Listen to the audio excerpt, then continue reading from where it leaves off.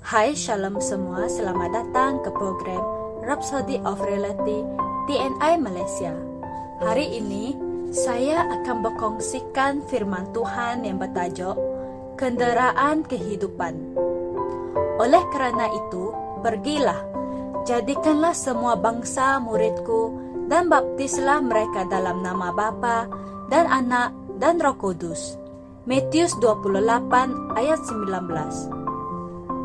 Apabila kita bercakap tentang kedatangan Tuhan yang semakin mendekati sekarang, sesetengah orang telah bertanya, kalau begitu, adakah ianya masih perlu bagi saya untuk memulakan perniagaan atau pergi ke sekolah?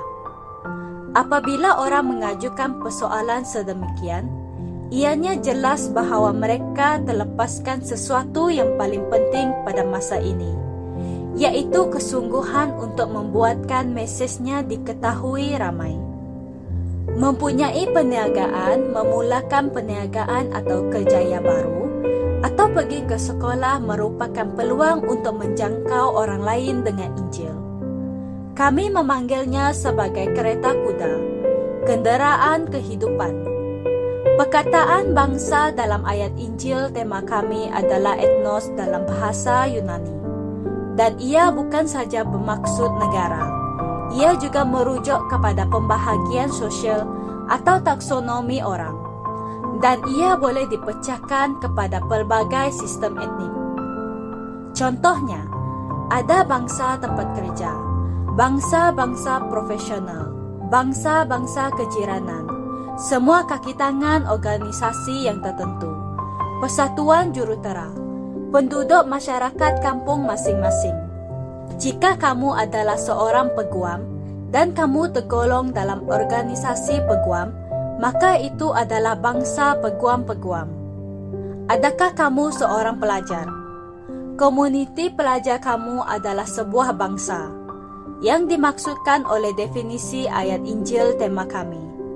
Kamu menjadi pemberita Injil di dunia kamu.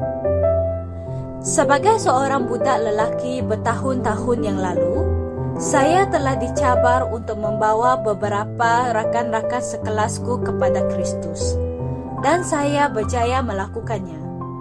Saya telah melakukan lebih daripada itu, di mana saya pergi dari sekolah ke sekolah, mengadakan pertemuan dengan para pelajar.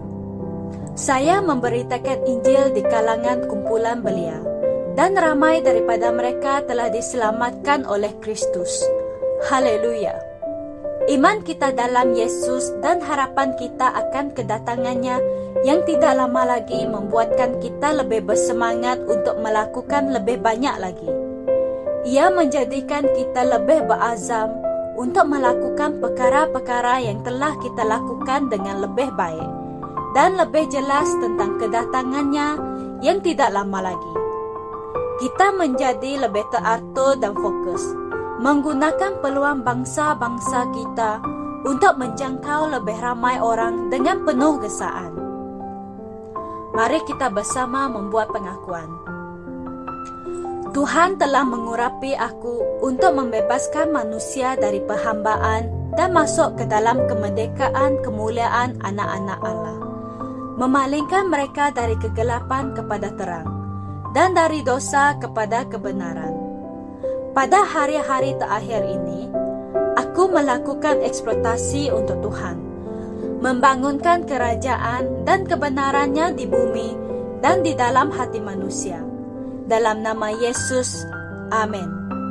Untuk renungan tambahan, kalian boleh membaca di Yohanes 15 ayat 16, 1 Korintus 9 ayat 16, Amsal 11 ayat 30, dan Matius 5 ayat 14 hingga 16. Sekian sampai di sini sahaja perkongsian saya pada hari ini. Tuhan memberkati.